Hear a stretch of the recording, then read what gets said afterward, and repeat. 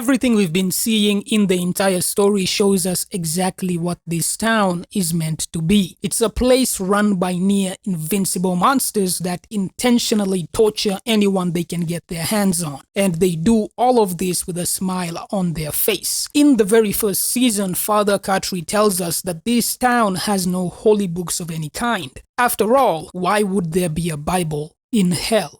Khatri describes very clearly that he killed the father of a child from his own congregation who he suspected was being abused, but he did nothing to stop it. He did nothing to save the boy, even when he came to him in distress. He chose to stand on the sidelines and gave the child a candy bar. But right before entering the town, he remembers standing on a bridge contemplating suicide. And it was only then that he heard a voice directing him on where to go, and it was because of doing so that he found himself in the town. What we can take from Khatri's backstory is that it was only after ignoring the abuse of a child, killing someone in cold blood, and thinking of killing himself to avoid responsibility that he was called to come into this town of Fromville. It's almost as if he did in fact succeed in his suicide attempt, but because of his actions and trying to avoid judgment from the law, he was obviously deemed to be not worthy of heaven,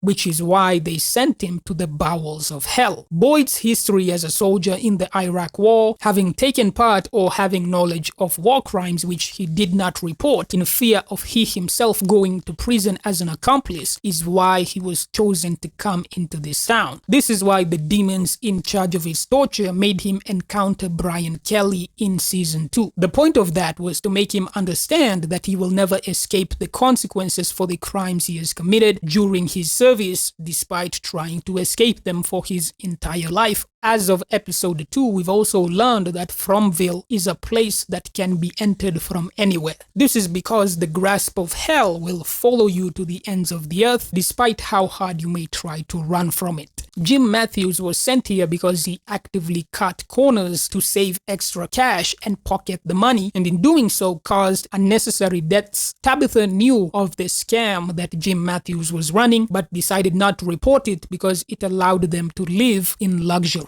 Ethan pushed the baby himself off the counter because he felt neglected by his parents. Fatima's baby is a demon spawn, and she was impregnated by the devil while she was sleeping in her dreams, which was done so in an attempt to break Boyd's resolve. Because the being she is carrying is unholy by nature, Fatima's child cannot be sustained by what is natural. Only the fruits of death can give it life. The monsters we usually see are nothing more than soldiers for the devil who chooses not to reveal himself to the residents of this town. Whenever he comes to you, it will be in a form that he knows you specifically find pleasing, and this is so he can manipulate you into giving your soul over to him. Because his demons were born of the spirit realm and they have the power of the devil within them, there's nothing you can do once you're in the town, as your residency has already been long decided. And all of this just proves what we've always known, that this is the devil's domain, that this wretched town is in fact hell.